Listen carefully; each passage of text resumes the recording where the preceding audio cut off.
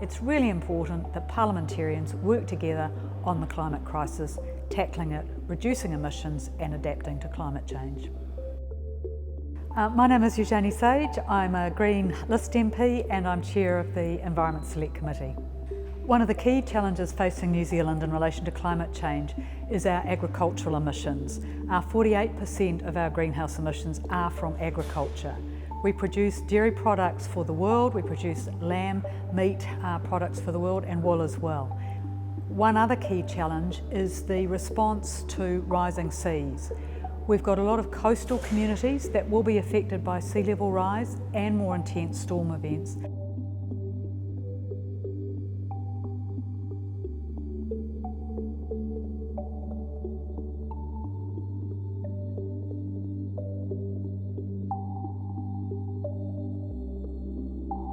The Vivid Economics report was absolutely critical because it was worked on across the Parliament and all parties supported its production through the work of Globe New Zealand.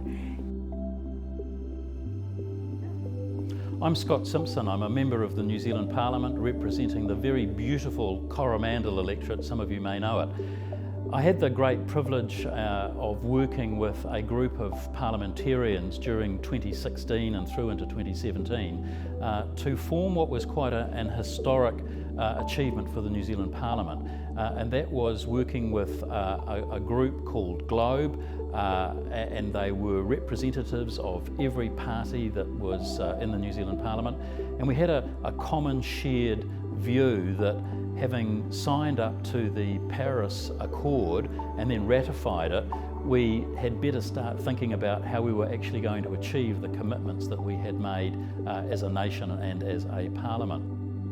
We engaged a consultant firm from the UK, Vivid Economics, and it essentially gave a number of scenario pathways that New Zealand might adopt to take us to net zero by 2050. That was pretty radical for the time, I have to say. Looking back on it now, several years later, of course, we've made a lot of progress since then. That commitment of all the parties is a really solid basis for action on climate change. One of the reasons we've established the Independent Climate Commission is to ensure that climate change is not a political football, that we don't have policy flip-flops between different governments and we get that independent and robust advice.